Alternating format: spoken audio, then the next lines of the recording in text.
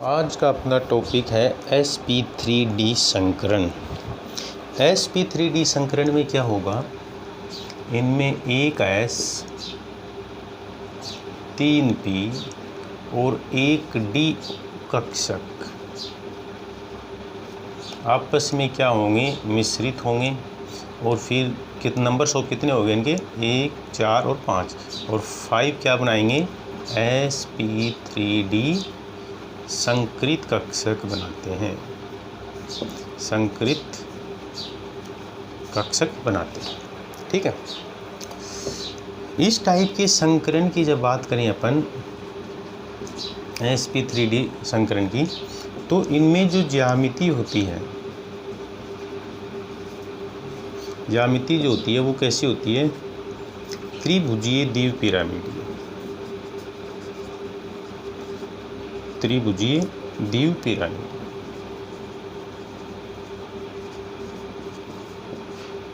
ठीक है, जैसे अपन ज्यामिति अपन देखना चाहें तो जैसे मान लीजिए ये कोई सेंट्रेटम यहाँ लेंगे अपन, तो पहले अपन क्या बनाएंगे, ट्राइंगल बनाएंगे इस तरह से।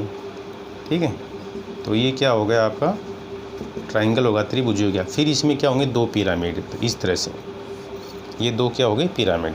जैसे ये आपका ट्राइंगल है, तो एक जो ये जो बंद है एक ऊपर होता है और दूसरा नीचे होता है, तो ये क्या है, त्रिभुजीय द्विपिरामिडीय।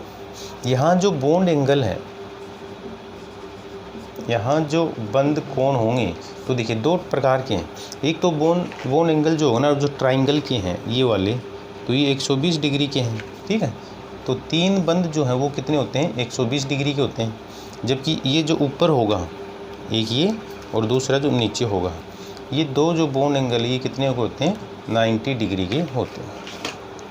तो ये हो गया sp3d संकरण के बारे में सामान्य जानकारी।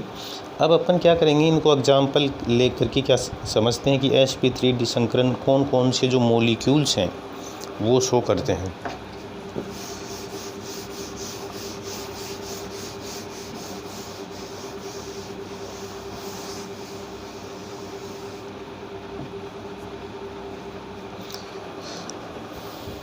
इसका जो एग्जाम्पल अपन लेंगे,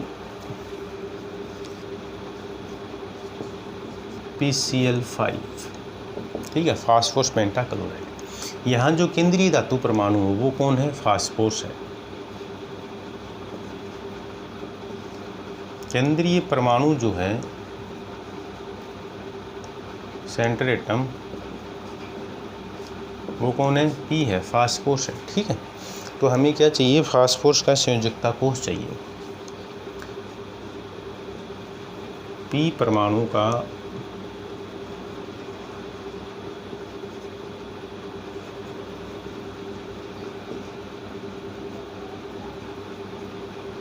संयोजकता कोष, तो 3s2 एंड 3p3। ठीक है, क्योंकि ये वर्ग जो वर्ग 15 में क्या है, ये आपका फास्फोरस आता है, ये इसका क्या है, संयोजकता कोष है। अब हमें क्या करना होता है, कक्षक के रूप में शो करेंगे, तो P ग्राउंड स्टेट मतलब मूल अवस्था,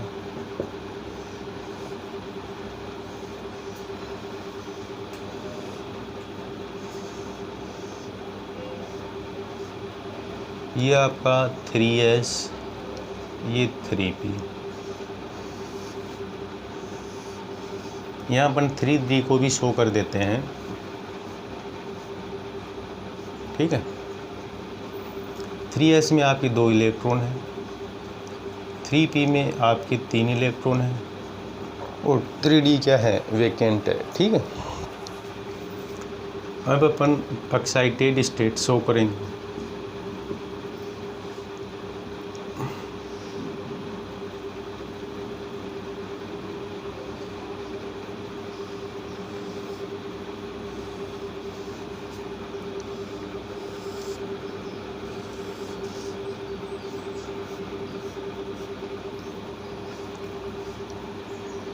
थ्री एस, 3p, 3d। ठीक है, तो यहाँ जो मेन स्टेप होती है वो कौन होती है, एक्साइटेड स्टेट होती है। ठीक है, एक्साइटेड स्टेट में हमें क्या करने पड़ते हैं, जो इलेक्ट्रॉन है उनका रीडिस्ट्रीब्यूट करना होता है, ठीक है, पुनर्वितरण करना होता है। तो इसके लिए हम क्या देखते हैं, जो अपना मॉलिक्यूल्स है उस मॉलिक्यूल्स में आपका जो केंद्रीय परमाणु फास्फोरस है वो कितने बॉन्ड बनाता है, ठीक है। तो यहाँ P जो बॉन्ड बनाता है वो कितने बॉन्ड बना रखे हैं Cl के साथ, 1 2 3 4 5। तो इसने कितने बॉन्ड बना रखे हैं, 5 जो सिग्मा बॉन्ड इसने बना रखे हैं। तो इसके लिए हमें क्या करना है, हमें ये करना है कि 5 ऐसे कक्षक चाहिए जिनमें क्या हो, एक एक इलेक्ट्रॉन हो। मतलब हमें क्या करना है, 5 ऐसे कक्षक उपलब्ध होने चाहिए यहाँ पर जिनमें क्या हो, एक एक इलेक्ट्रॉन जो है वो अपने पास उपलब्ध हो जाए। तो इसके लिए अपन क्या करेंगे, इसके लिए अपन क्या करेंगे कि जो S का इलेक्ट्रॉन है वो कहाँ पहुँचाना पड़ेगा, अपन को D में ट्रांसफ़र करना पड़ेगा। क्या करना पड़ेगा, D में ट्रांसफ़र करना पड़ेगा, ठीक है। तो इसके लिए फिर अपन जो कंडीशन हमें चाहिए वो हमें क्या हो जाती है, उपलब्ध हो जाती है, ठीक है। हमने S का एक इलेक्ट्रॉन D में पहुंचा दिया। ऐसा क्यों किया, क्योंकि हमें 5 ऐसे कक्षक चाहिए थे जिनमें क्या हो, एक एक इलेक्ट्रॉन उपस्थित हो। तो इसलिए हमने क्या किया, 3s का इलेक्ट्रॉन 3D में ट्रांसफ़र कर दिया है। अब ये जो कक्षक हैं ये आपस में क्या होंगे, इनमें संकरण होगा, रीडिस्ट्रीब्यूट होगा।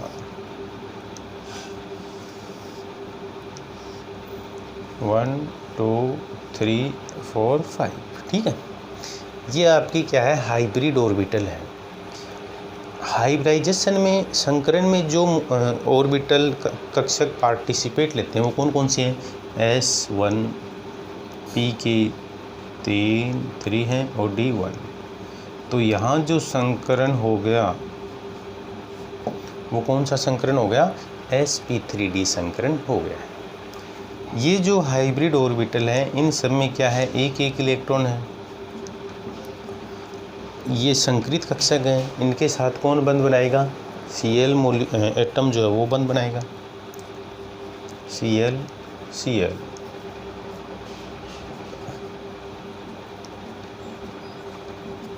ठीक है, सिग्मा सिग्मा सिग्मा सिग्मा। ये इस मॉलिक्यूल में क्या हो गया, संकरण हो गया। अब अपन क्या करेंगे, इनकी ज्यामिति, संकरण वगैरह एक्सप्लेन करेंगे।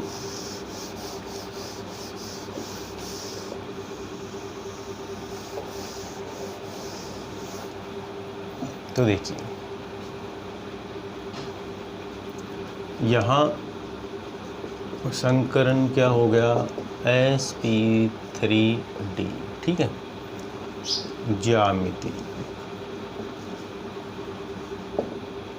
ज्यामिति की बात करें अपन तो ये फास्फोरस केंद्रीय परमाणु है, फिर 3 Cl ट्राइंगल कंडीशन में है,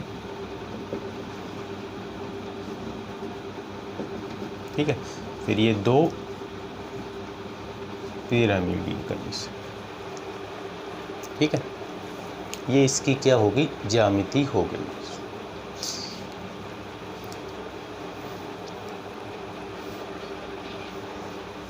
इसके बाद अपन नेक्स्ट मॉलिक्यूल लेते हैं,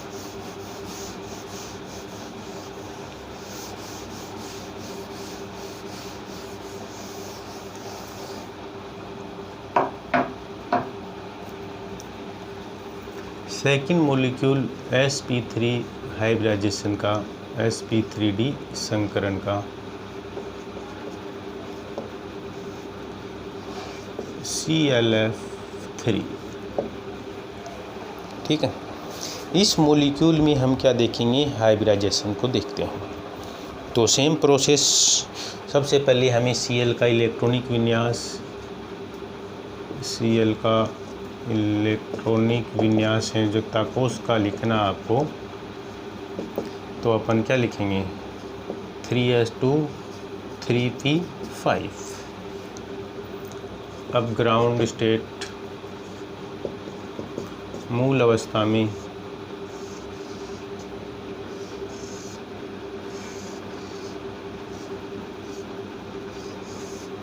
डी भी अपन यहाँ शो करेंगे।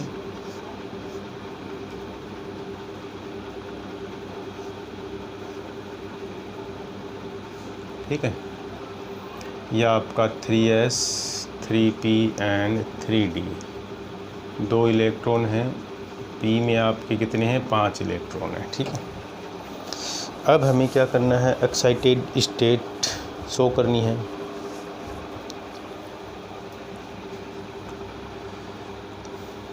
Cl एक्साइटेड स्टेट,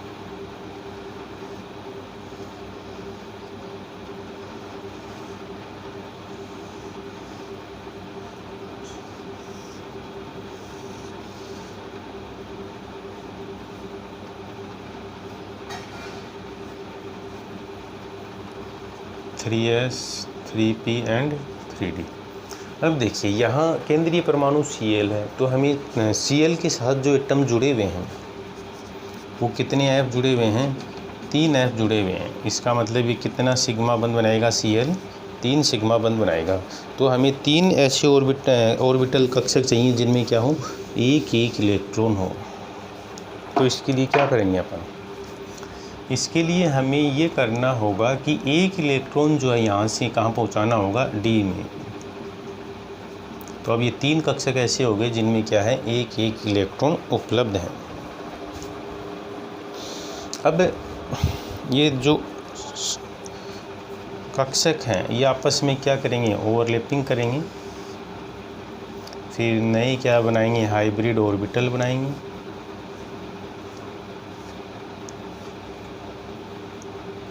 ठीक है, यहाँ 2 इलेक्ट्रॉन हैं, इधर भी 2 हैं, फिर ये एक है।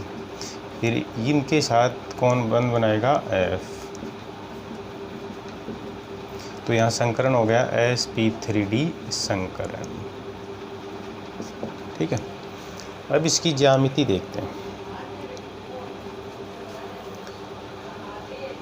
ज्यामिति तो देखिए इसकी ज्यामिति, इसके पास कितने Lp हो गए? 2 Lp हो गए। ठीक है, 2 Lp जो है, एक Lp तो आपका ये हो जाता है, एक Lp ये।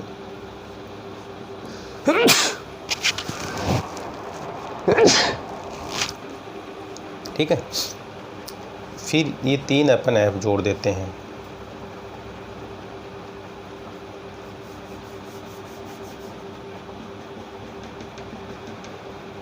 ये 3 अपन F जोड़ देते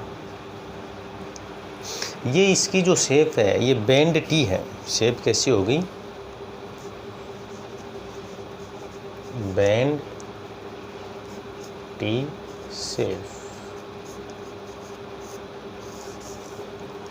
ClF3 जो मॉलिक्यूल्स होता है इसकी जो ज्यामिति है वो कैसी होती है? बैंड टी शेप होती है। तो बैंड टी शेप क्यों होती है? ये किसके कारण होती है बैंड टी शेप? इसका जो रिस्पॉन्सिबल फैक्टर है वो कौन है? Lp है। क्योंकि ClF3 मॉलिक्यूल्स के पास 2 Lp हैं। ये 2 Lp के कारण इसकी जो ज्यामिति है वो त्रिभुजीय द्विपिरामिडीय से विकृत होकर बैंड टी शेप हो जाती है। तो इस मॉलिक्यूल्स के बारे में अक्सर एग्ज़ाम में पूछा जाता है कि ClF3 मॉलिक्यूल्स में हाइब्रिडाइजेशन कौन सा होगा, इसकी ज्यामिति क्या है। तो देखिए जिन मॉलिक्यूल में Lp प्रेजेंट होगा, कोई भी मॉलिक्यूल हो, यदि उसमें Lp प्रेजेंट हो जाता है तो उस Lp होने के कारण जो ज्यामिति है, जो एक्चुअल ज्यामिति अपन उसकी देखते हैं, उस ज्यामिति से उसमें क्या हो जाती है? विकृति उत्पन्न हो जाती है। तो ऐसे मॉलिक्यूल जिनमें क्या हो? Lp उपस्थित होता है, तो हम क्या करते हैं? उनकी जो ज्यामिति है वो हमें क्या रखनी पड़ती है? ध्यान रखनी पड़ती है। इसलिए यहाँ जो ClF3 मॉलिक्यूल है इसकी ज्यामिति आपको क्या ध्यान में रखनी है? बैंड टी शेप ध्यान में रखनी है।